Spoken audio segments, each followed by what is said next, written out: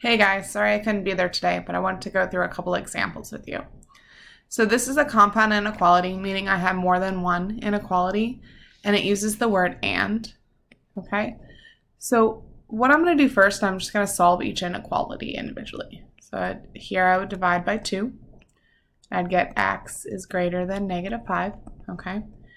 And over here I would add 7 to both sides. So 4x is less than 16 and x is less than 4. So I now have x is greater than -5. So if I grab this right here, greater than -5 would be an open circle. And x is less than 4. So again, an open circle. So when I plot these on the number line, the word and means both have to be true at the same time. So where are my numbers that are both bigger than 5 and also smaller than 4? It's going to be everything between -5 and 4.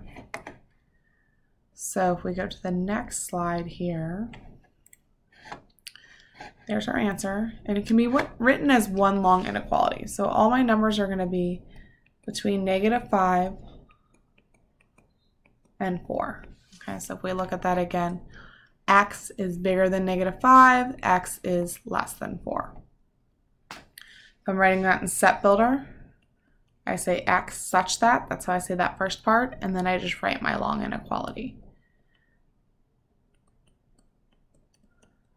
And then I use these set braces around there. Interval notation, I have one interval.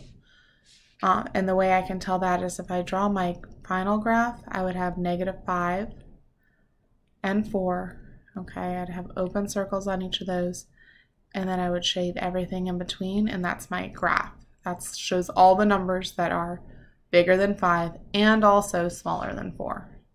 So my interval, I use parentheses because those are open circles, -5, 4. All right, hope that helps.